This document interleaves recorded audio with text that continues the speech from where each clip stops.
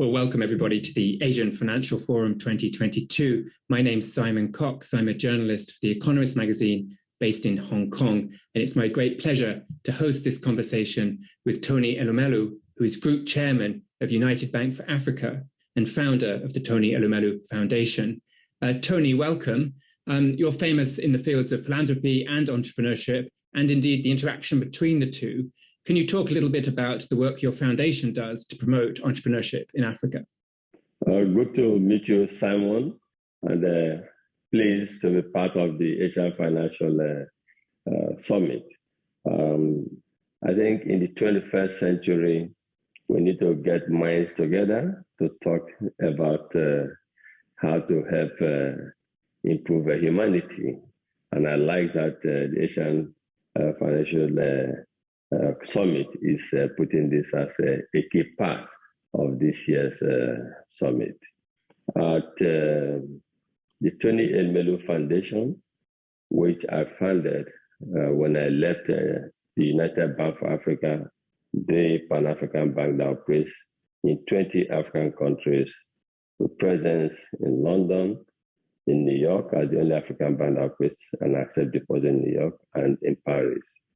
Was set up purposely to help catalyze entrepreneurship on the African continent, to help support young African men and women who are energetic, who are intelligent, but who lack the opportunities and access to capital to help them fulfill and realize their aspirations. Basically, what we do at the Tony Elumelu Foundation is to identify these young Africans, provide seed capital, $5,000 non-refundable capital to each of them. In 2015, when we started the entrepreneurship part of the foundation, my family endowed the foundation with $100 million to help these young Africans. And because of one's background, previously as a banker, we decided to put metrics. So we said first is for 10 years, so we can measure the impact. It's for 1,000 young Africans every year. It's $5,000 non-refundable seed capital, in addition to training, mentoring, and other things. And we started working with other partners like Accenture initially that helped us to go through the selection process of identifying these young Africans. So today we look back and we think gradually things are changing, things are happening. The foundation is making some impact in helping to economically empower these young Africans so that together and collectively we can push to bring more development in a sustainable fashion to Africa.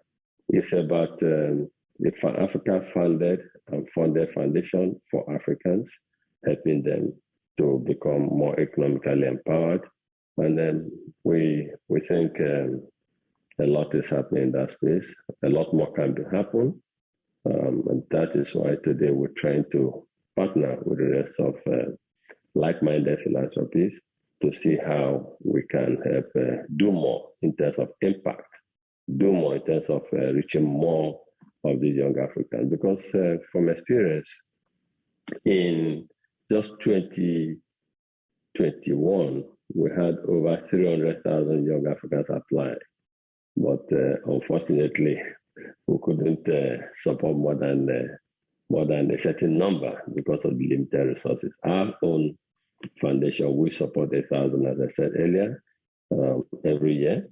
And then, but luckily, we have partners in other parts of the world who have come on board, and collectively, we are working to increase the number. This 2021, we're able to support about 5,000 young men and women from Africa, of which 65 or 69% are females, and about 30% are males. So it's changing, and collectively and gradually, we're making a difference on the continent.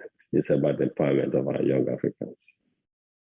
You mentioned the vast number of people who apply for this help, and I was looking at some numbers before I started my conversation with you, and I think according to the Global Entrepreneurship Monitor, 1 in 3 working age adults in sub-Saharan Africa is either running a new business or trying to start one.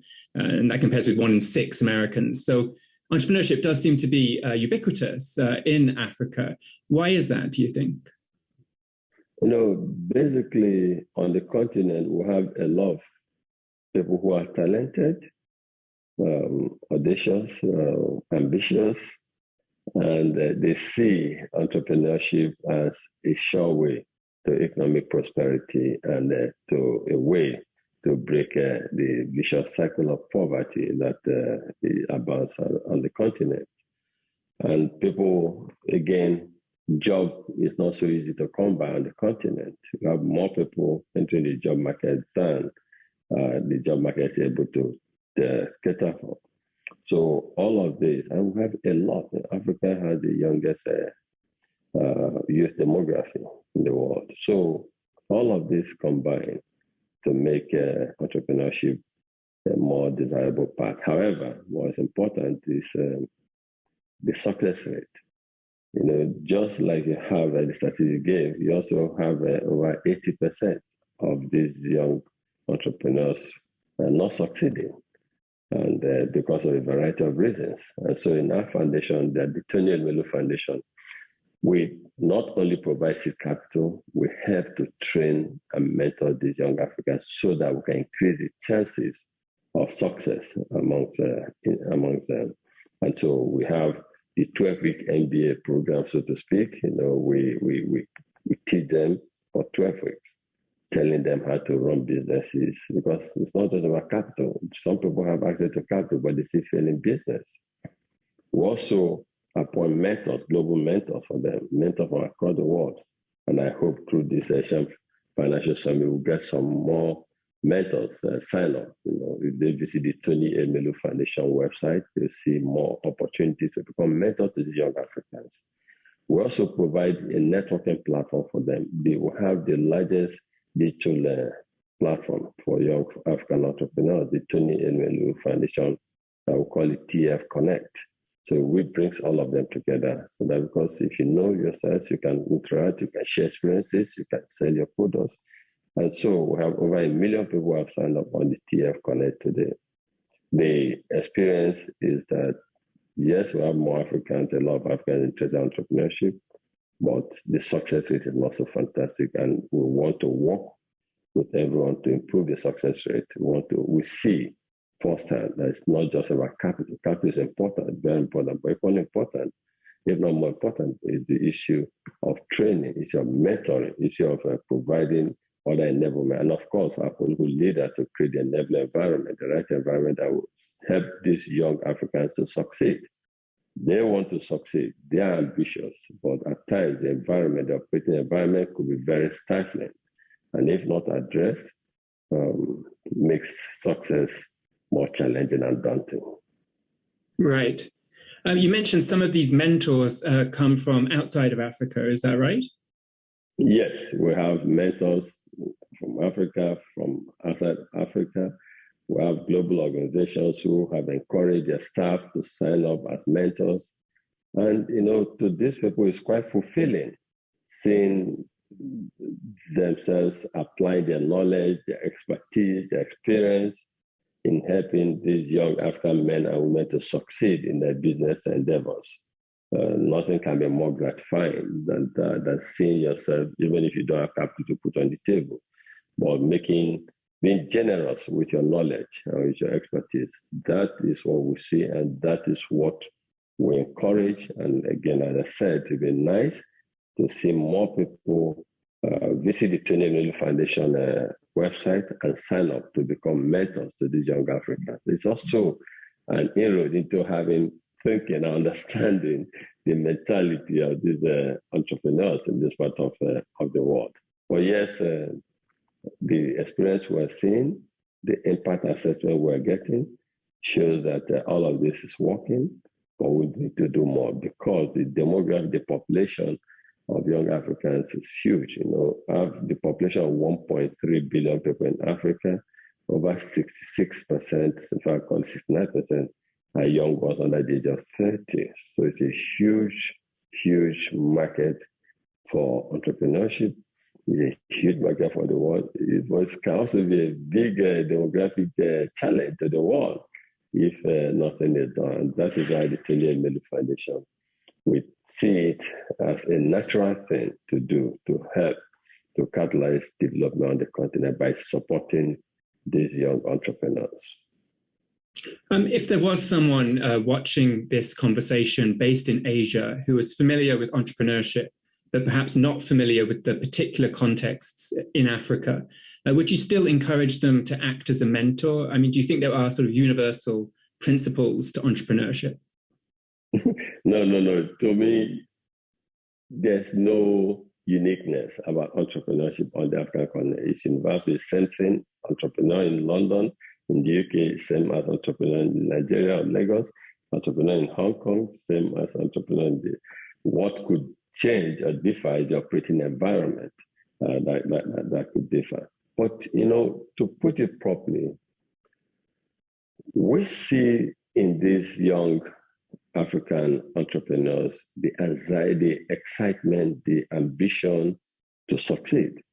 And when I do interact with them, I say to them, we want to create a job out of you guys, and it's not just about supporting these young entrepreneurs, also about identifying possible partners. We have a Elumelu Foundation entrepreneur who came up with this drone technology that has relocated now, I think, to Singapore, to Singapore, and being supported by Singaporean government and institutions to even go bigger.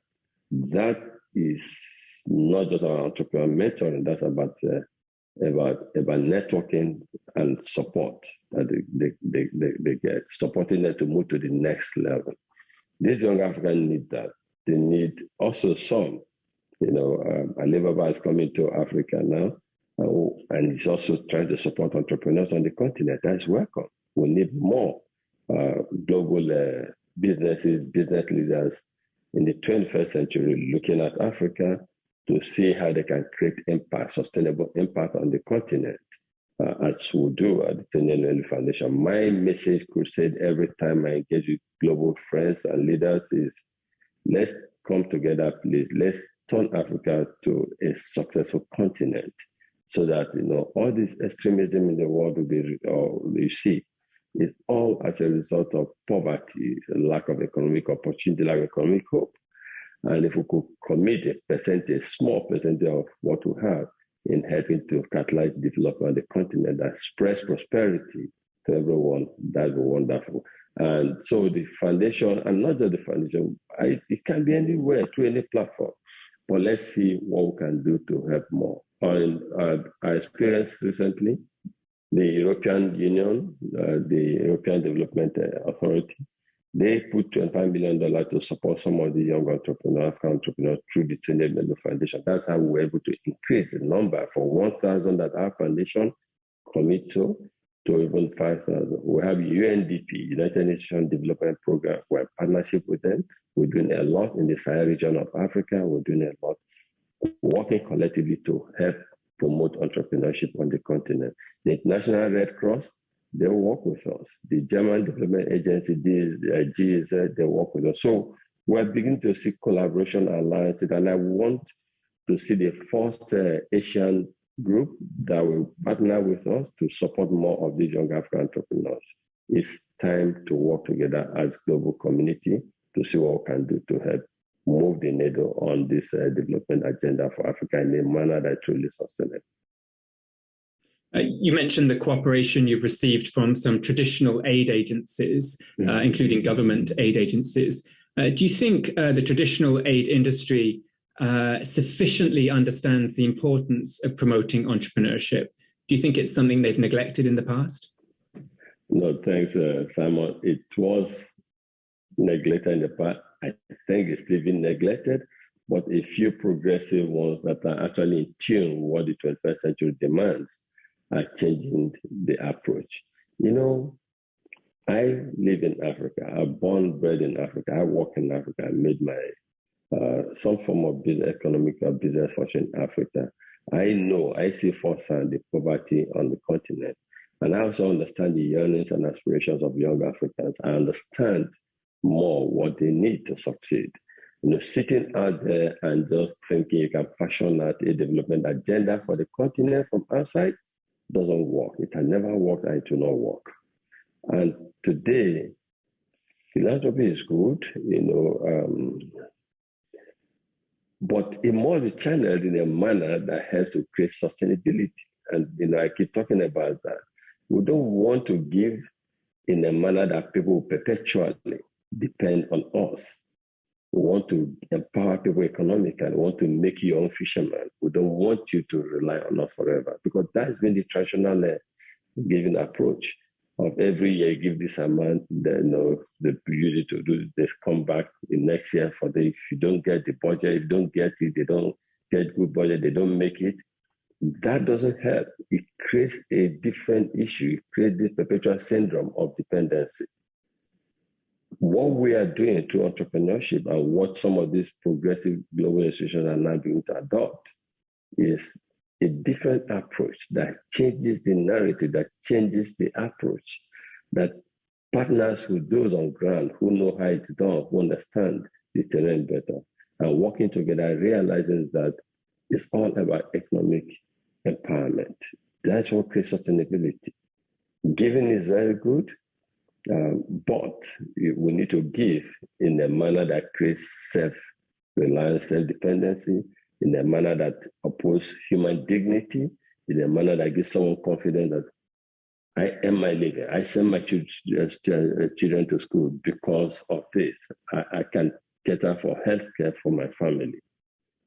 So I think we need, and I like that changing narrative, but a lot more of it needs to be done to understand that in the 21st century, we need to give from the place where we help people who are giving to quickly become self-reliant, to quickly become self-independent, and also to have dignity and not just think that they're there forever to keep taking.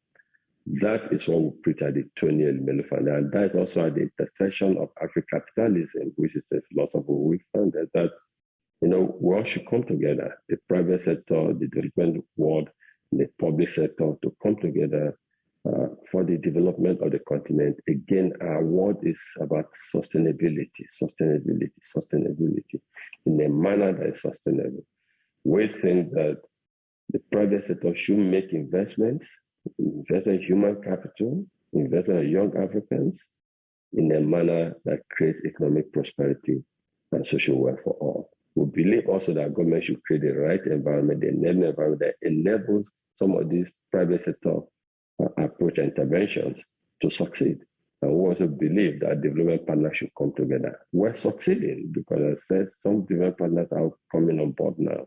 And governments are gradually beginning to prioritize some of the development or environmental issues that affect private sector development. Collectively, I think we'll make progress, but we need more people on board.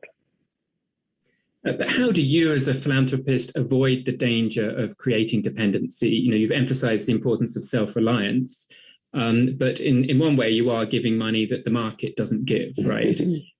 So there must come a point when you have to make some quite hard decisions about whether to provide further help to promising entrepreneurs or whether to cut them loose, as it were. No, the point is, so every year, like we just started the current cohort of the cycle of the Tony Elumelu Entrepreneurship Program, Foundation Entrepreneurship Program. In January 1, we announced, we opened the application up for interested young African entrepreneurs to apply. And they apply. So we have like 300,000 of them apply, but we have limited opportunities. So that process on its own is competitive.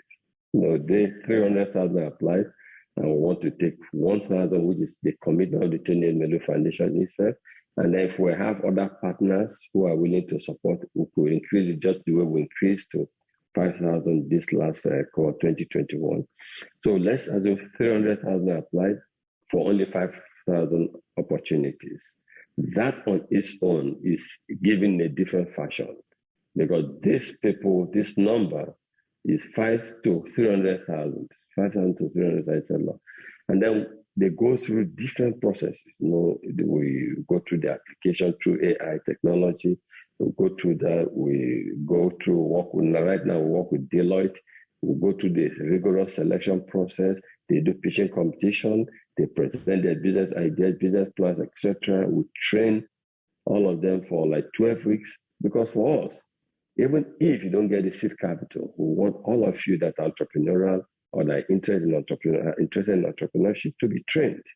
So we train like the whole 300,000 of them. And then at the end of it, we'll select 5,000, we'll give them the seed capital, and the journey starts. So it's not given like in a manner that creates, and then when it starts, if you do well, you progress to second stage. The second stage will have partnership with financial institutions like United Bank for Africa that's committed to supporting small and medium-scale enterprise on the continent. And we'll have like the French Development Agency, the AFD, and some of these agencies will come together and will provide second stage. Commercial, not giving again capital. So that first $5,000 we give is the support to help you prove your entrepreneurial ideas. And if it's good, you present yourself to banks or other financial institutions for support to go to the next stage. And also you have angel investors, private equity firms, different people might come to your idea to support you. I mean, we all know how the job started. Today's big guests, how they all started. So we want to create, a sea of these opportunities and these successful entrepreneurs out of Africa, because again, it aligns with our philosophy of African capitalism. Africa can only develop through endeavors like this: private sector investment, private sector involvement, helping to create entrepreneurs so that the young entrepreneurs who create today can become the Microsoft and the UVAs and the MTNs of tomorrow. That's at the center of what we do. We don't want to create that dependency at all. We don't want it. We don't like it. It's not sustainable. Give someone a little push and let them take off. And that is the way to go. And that's what I preach. And even when I speak to these young beneficiaries of the Tony Elumelu Foundation Entrepreneurship Program, and they say, "You're doing this for what?" I said, "Because I want all of us to develop Africa, and you also pass the baton in your own time. Create more economic opportunities for others so that collectively we begin the journey of developing Africa." You mentioned that the operating environment in Africa, in parts of Africa, can be stifling. How do entrepreneurs cope with that? Can you think of any sort of innovative workarounds that entrepreneurs have come up with to deal with the constraints they face? A lot of institutional voice exists. A lot of stifling policies affect these young entrepreneurs from succeeding. Through my public advocacy, in some countries, I've engaged with political leaders to say, please, these young ones can succeed, but for them to succeed, they need your support. And in recent times, I've been quite impressed with what is happening. I met with the president of Rwanda, Paul Kagame, a great leader. I put certain issues on him. He said, if you go to Rwanda today, they do quite a lot in trying to catalyze and promote entrepreneurship in the country. Small-scale enterprise, they are supporting them. In Nigeria, I advocated a reform in the tax policies because some of the young entrepreneurs, I had the opportunity to speak at a convention. Before I went, I put information out there. I'm going to speak on tax. What do you guys want? And they said, the tax regime is tough. Multiple taxation is affecting the ability to succeed. We articulated and put this across to government. And interestingly and impressively, they've addressed this. In Senegal, I engaged the president of Senegal, Macky Sall, a great leader also. And he's very supportive of our community of these young entrepreneurs. In Uganda, President Museveni, I went to him. I took some of the Tony Elumelu Foundation entrepreneurs there. And impressively, the president visited the farm of one of these young entrepreneurs. I mean, there's nothing that can be more motivating than that. So we're beginning to see small improvements, but there's a whole lot more we can do because the ecosystem is wide, the opportunities are big, the number of entrepreneurs on the continent who fail on a daily basis is quite large. So we want to make sure we reduce that. We're preaching to government to realize that the success of the private sector is trusted for government and for the citizens. And they must see that the alignment, and gradually it's beginning to sink, and they're beginning to accept it, and they're beginning to support these young entrepreneurs, but we need to do more. So I'm based in Hong Kong, and obviously China has strengthened its economic engagement with Africa a lot over the last decade or two, a lot more lending, a lot more investment. Broadly speaking, do you think that's been a force that's promoted entrepreneurship in Africa? What's your take on that? Yes, I think from where I see it, I believe that lack of infrastructure is a critical limitation for entrepreneurship to succeed, entrepreneurship success in Africa.